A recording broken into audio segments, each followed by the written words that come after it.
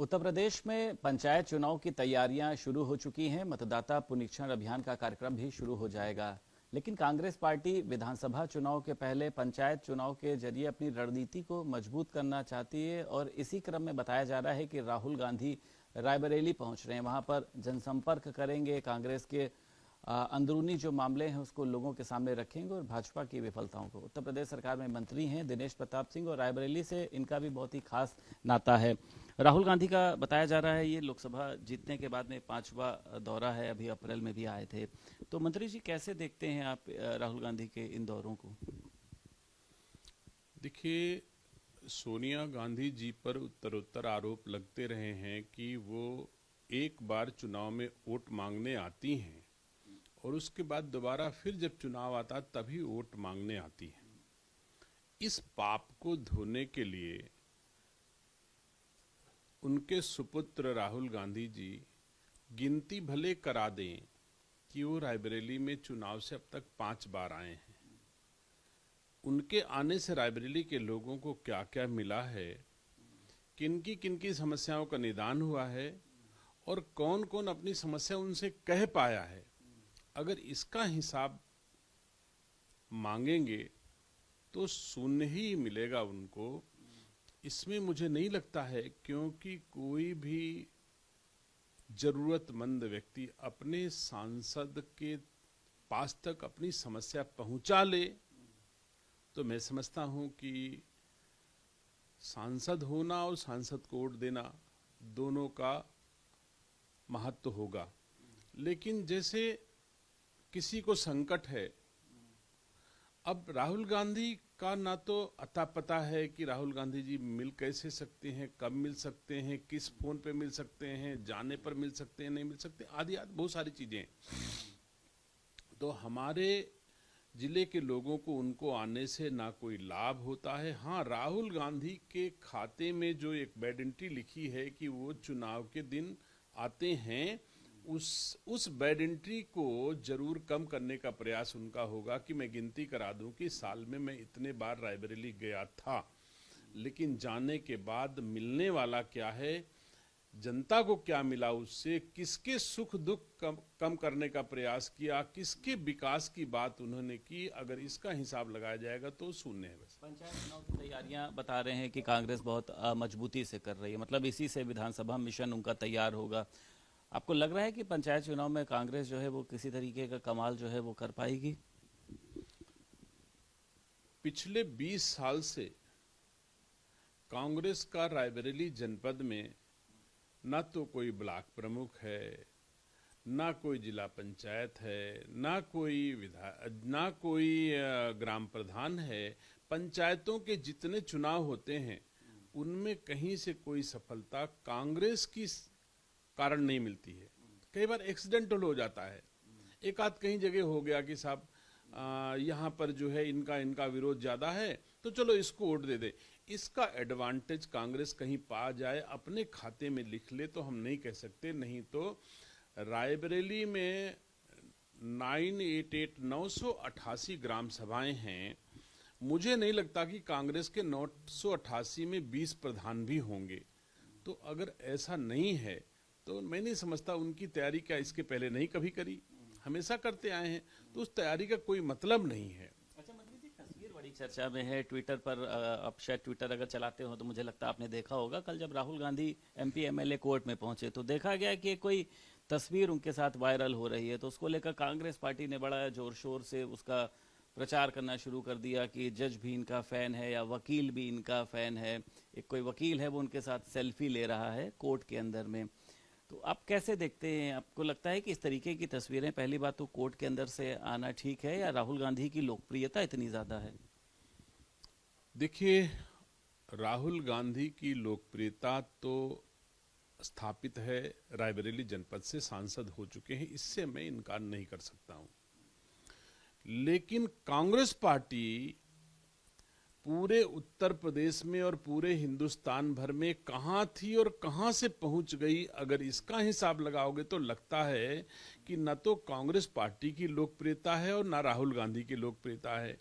अगर लोकप्रियता राहुल गांधी की होती तो कांग्रेस पार्टी अर्श से फर्श पे पहुंच चुकी है। लाख प्रयासों के बावजूद कभी पप्पू पास नहीं हुआ, सब कोई जानता है। जाते कितने प्रयास किए। वो लोग कह रहे हैं कि जो मतलब राहुल गांधी प्रधानमंत्री का जो उनका एक कदम है वो पूरा हो जाएगा, कांग्रेस जो है वो 2027 में बहुमत के साथ आने जा रही है। तो इसमें दिन में सपने देखने में कोई बुराई नहीं है, कोई भी देख सकता है और वो भी देख रहे होंगे।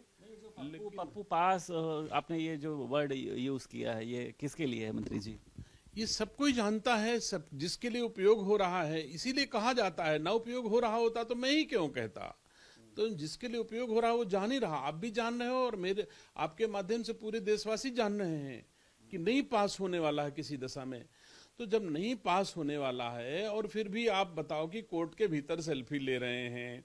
अरे आज के जमाने में गांव का प्रधान भी पहुंच जाता है तो उससे भी सेल्फी लेने वाले मिल जाते हैं भैया, ऐसी कोई बड़ी बात नहीं। जिक्र किया है, इसके जिम्मेदार कौन लोग हैं? कुछ एक दो नाम अगर आपको लगता हो कि हाँ कांग्रेस की जो जैसा आप लोगों के अनुसार होता है कि पतन हो रहा है, तो पतन के दोषी कौन है? सबसे बड़े जिम्मेदार व्यक्तित्व का नाम है राहुल गांधी। इसके पतन का जिम्मेदार Gandhi Nehru private limited company है, जिसमें लोकतंत्र नाम की कोई चीज नहीं है।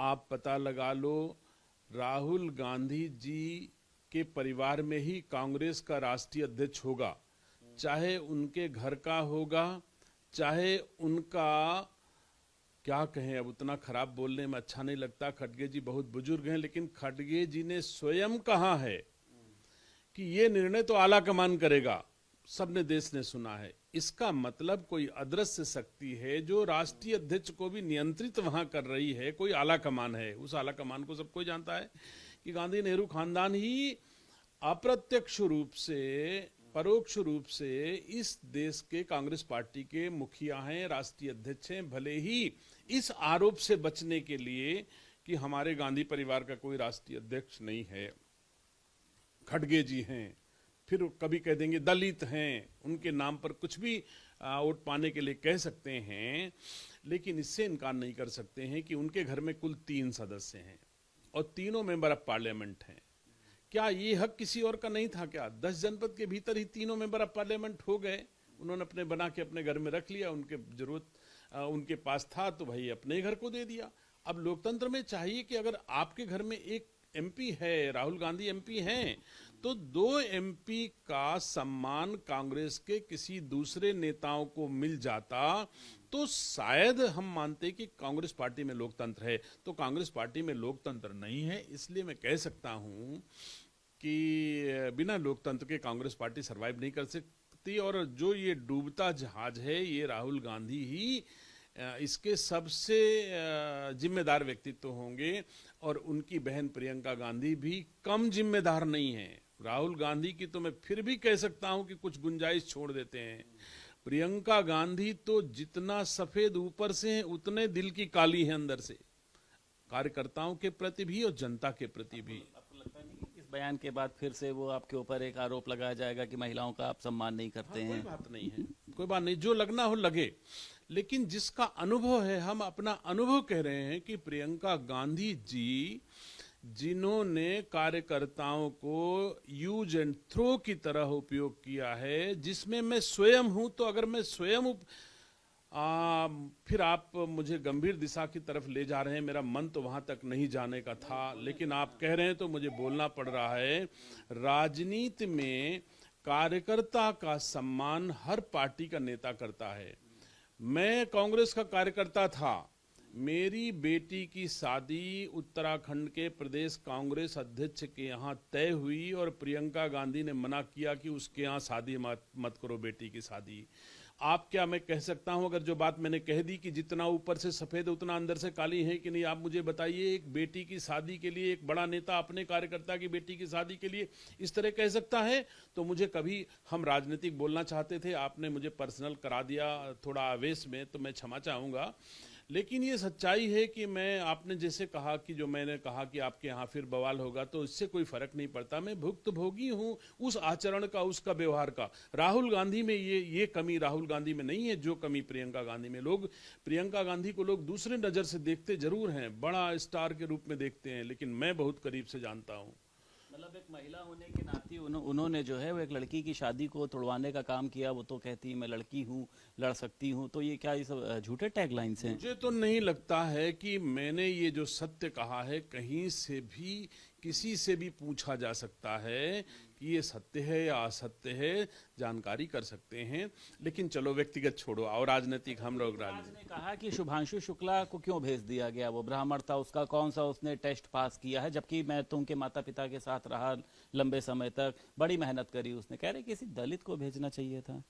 फिर अब आप आ जाइए, यही तो दुख है। इसी से तो आप पूछते कांग्रेस के इतने नीचे जाने के जिम्मेदार कौन है? कांग्रेस खुद है कि नहीं है? मुझे बता दो। शुभांशु शुक्ला आज की तारीख में भारत की पावन भूमि का हीरो है, जो नौजवानों को जिज्ञासा दे गया, साहस दे गया कि तुम भी आकाश के तारे तोड़ के ला सकते हो अपने देश के लिए, और उसके लिए उसको जाति के बंधन में बांध देना और कह देना कि वो ब्राह्मण है, यही पाप तो कांग्रेस को इतनी नीचे ले जाने का काम कर रहा है। अभी कोई कह देगा साहब ये कांग्रेस का अधिकृत बयान नहीं है। फिर अधिकृत क्या होता है सार्वजनिक जीवन में? कोई कह देगा साहब ये उनकी व्यक्तिगत बात हो सकती है। काहे का व्यक्तिगत? हम लोग सार्वजनिक जीवन जी रहे हैं, अब हमारा कुछ भी व्यक्तिगत नहीं है। ऐसा नहीं हो सकता कि हम जांघिया बनियान पहन के सड़क पे घूमें और कह दें कि हमारा व्यक्तिगत जीवन है। इसमें कौन कह सकता है? तो आज की तारीख में हम कुछ भी करते हैं, चलते उठते बैठते बोलते खाते पीते जो कुछ भी करते हैं वो सब सार्वजनिक है। हमको जनता के भावना अपनी संस्कृति के अनुसार ही आचरण व्यवहार करना चाहिए। तो मैं समझता हूं कि इसको ब्राह्मण कह करके उन्होंने केवल ब्राह्मण का अपमान नहीं किया, एक शीर्ष योग्य व्यक्तित्व का उन्होंने अपमान किया है। इसके लिए पूरी कांग्रेस को माफी मांगनी चाहिए। बहुत शुक्रिया बात करने के लिए। उत्तर प्रदेश सरकार में मंत्री दिनेश प्रताप सिंह हमारे साथ मौजूद थे। लखनऊ से वीडियो जर्नलिस्ट शुभम के साथ संदीप खेर, भारत समाचार।